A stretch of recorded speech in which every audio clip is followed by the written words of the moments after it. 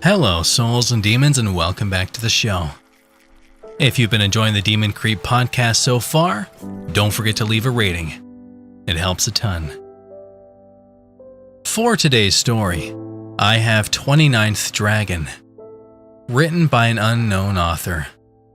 And with that, let's sit back, grip our seats, and enjoy. Atop the salt-encrusted docks and piers of Seattle squats an ugly, clapboard shack.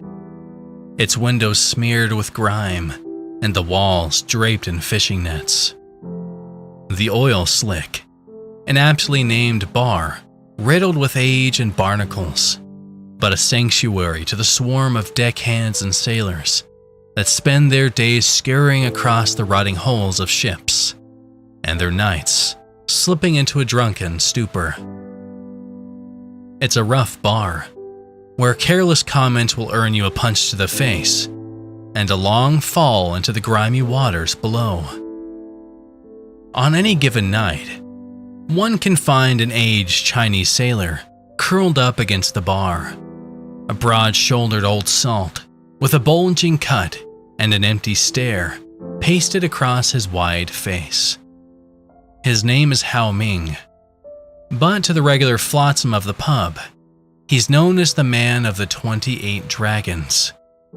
28 scaly tattooed reptiles twine sinuously across his arms and legs and twist menacingly across the bunched muscles on his back.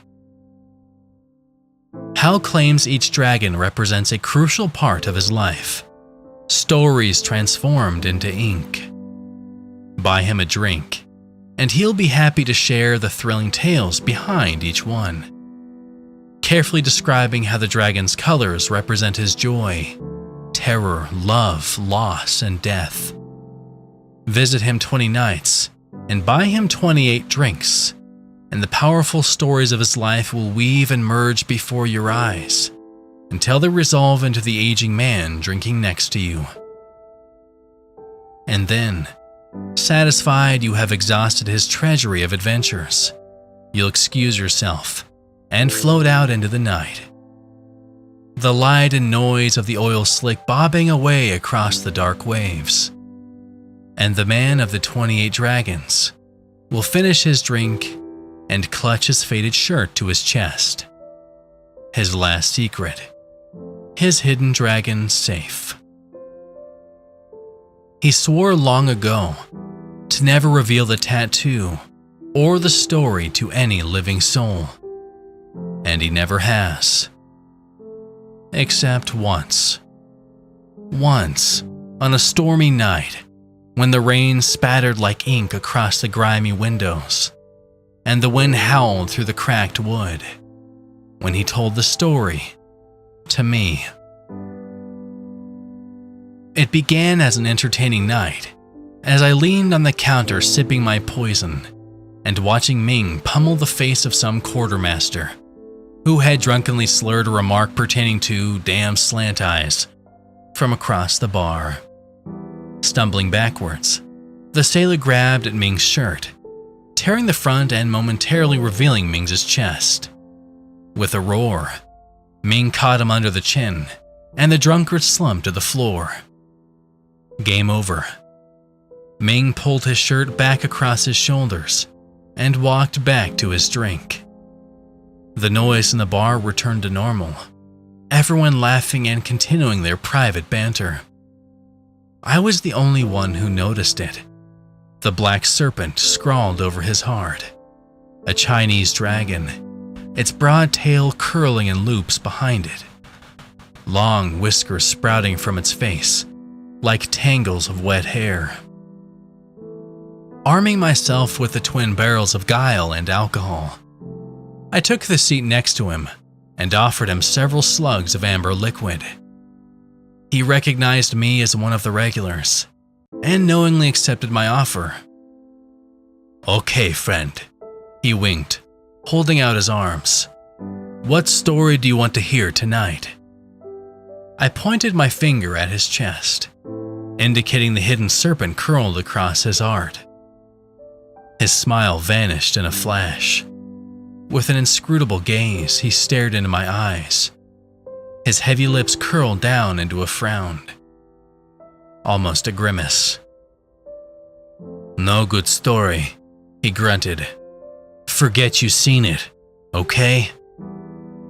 I was tempted to give up, but noticed he was rocking slightly in his chair. Seizing my chance, I clapped him on the shoulder, telling him not to worry about it, and ordering him several more drinks in the spirit of goodwill. 2 hours, and a dozen drinks later he broke.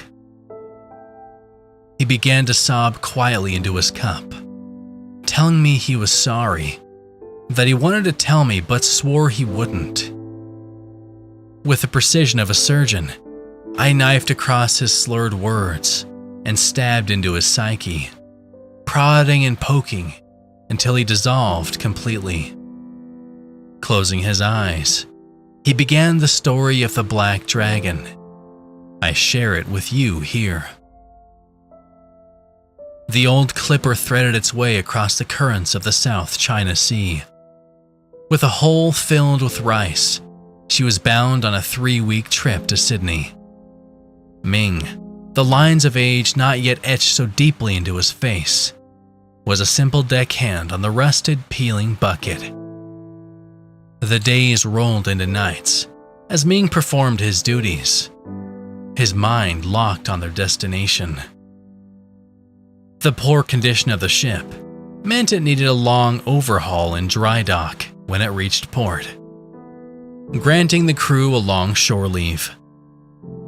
The men joked every night around the dim steel cabin about the things they would drink, the places they would go, the women they would meet. But on the 10th day of the voyage, fate rose its middle finger against the ship and Ming's life. As the morning wore on, a steady breeze from the north quickly built into a typhoon. Waves pounded against and over the ship as the singing wind tore across the bow. For the next 30 hours, Ming and the crew struggled against the howling chaos, shifting ballast and pumping the holds. Each man put every ounce of strength into saving the clipper, and ultimately, his own life.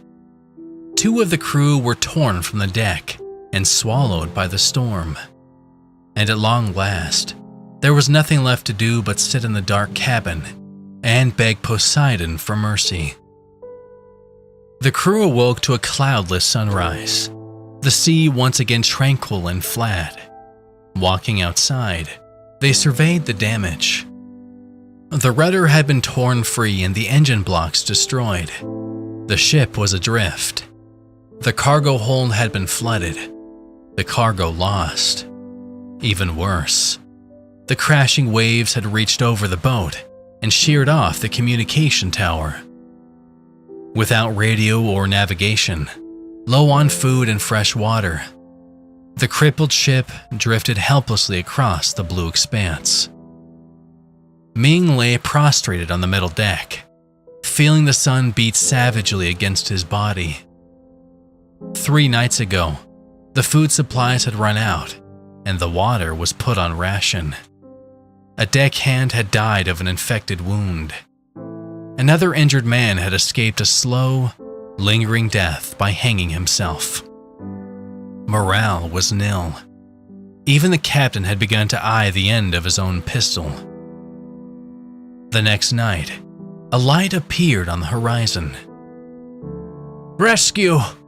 cried the men to one another. They quickly built and lit a signal fire on deck and waved flashlights into the dark, yelling and screaming out to their saviors. Their efforts were successful. The bright light was moving closer. At this point in his story, Ming dropped his voice into a low whisper. The crew's elation only rose as the ship drew near. Soon, a second light could be discerned under the first. The glow from the ship lit up the dark outlines of the men on the deck. They laughed and shouted, "Hello!" across the water, but not Ming. Backing away from the light, Ming stumbled down the deck until he reached the cabin, peering out of a metal porthole. He watched the men slowly realize what he had noticed first. There weren't two lights. There was one light, reflecting off the undisturbed surface of the water. Above, floating high above the waves, the ship glided into view. A dull silver dome, hundreds of meters across, eclipsed the stars as it bore down upon the boat. Its underside blazing with the inferno of the sun. A fire of light climbed up the sides of the hull and spilled across the deck, enveloping the crew. Hard-hammered, Ming collapsed below the porthole. Outside, he heard the surprised cries of the men rising above the crackling of the luminous air. A pistol shot rings out, and another. Ming flees across the cabin. Spotting a metal locker, he ducks inside, pulling the door shut. More shots. Then the cries of the men morph into screams and shrieks. Crouched over, Ming peers through the gap along the floor of the locker. Suddenly, the screams stop at mid-breath. A spear of light smashes into the boat, the steel hull groaning and twisting. The inferno spreads across the length of the boat, penetrating inside into the cabin. The light pounces from the gap into Ming's eyes. With a yelp, he falls back. The blaze vanishes. Silence shrouds the ship. Ears ringing and eyes burning, Ming's head reels. He crouches down to peer through the crack again. Nothing. Minutes pass. With short breaths, he slowly reaches up to the latch. But as vision swims back into his clouded eyes, and the ringing in his head subsides, he freezes. A soft noise brushes against the cloud of silence. Pit. Pat. Half deafened by the hammering of his heart, Ming listens to the stillness outside. Pit. Pat. Pit. Pat. He leans back down to the slit and peers across the cabin, blinking the darkness out of his eyes. Pit. Pat. Pit. Pat. The gentle disturbance growing louder. Pit. Pat. Pit. Pat. Struggling to see what lies beyond the upper edge of his vision, he lays his head flat against the metal floor.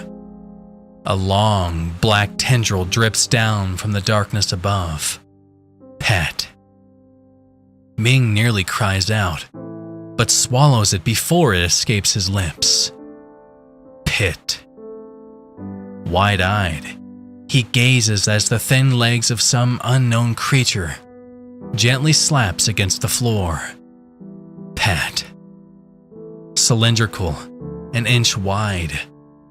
The legs end in a knobby stub that flattens as it hits the metal. Pit. The legs stalk back and forth in front of the locker, with a gentle rustling of disturbed leaves. Pat. Pit, pat, pit, pat, pit, pat. The feet patter as the creature slowly walks the lengths of the cabin. The tendrils pause in front of the locker. Frozen in fear, Ming watches as they delicately lumber closer. Silence. With a softer sound than before, like the brushing aside of a curtain, unseen arms explore the door of the locker, prodding, searching. A sharp screech of metal, and the latch begins to rattle. As the bolt slides open, Ming clamps his eyes shut. A sudden brilliance of light flows in from the gap. A sudden pitter from the latch and it falls down. Soft footsteps retreating from the cabin. The light disappears. Once again, Ming is left in the blackness. The next morning, he slowly exits the locker and wanders onto the deck. The boat is devoid of life. The deck and cabin are seared a glossy black. A wide hole melted through the steel yawns down into the hole below. Quickly, Ming grabs the remaining fresh water and stores them onto the ship's lifeboat, along with a scorched pistol he finds near the railing. With starvation a certainty, he casts away from the clipper, rowing endlessly until its dark shape disappears over the horizon. The next day, he's discovered and rescued by an Australian freighter. He rages deliriously of floating lights, thin tendrils of legs that slap, and soft rustling in the night. A week later, he explains to an official inquiry that the ship's fuel tanks exploded and sunk with all the hands but himself. The clipper is never found, and the public's interest fades. Ming moves on with his life. As he finishes his story, he opens his eyes. I'm astonished, not to mention doubtful, at his vivid account. Still, I can't figure out why he has kept such an incredible tale silent for so long. I ask. He turns towards me, tears rolling down from the wrinkled corners of his eyes. I shouldn't have told you story, he mumbles. I no tell story, and people stay happy. Annoyed, I grab my hat and rise to leave. Suddenly, he grabs my coat in both hands and pulls me towards his face. The sounds, he cries. I hear them before. I hear them after. My whole life I hear them, but not see them. Now I know. I know what stalks in the night outside my window. He waves a finger in front of my face. You hear them too, but you not know what they are. I know. They following you too.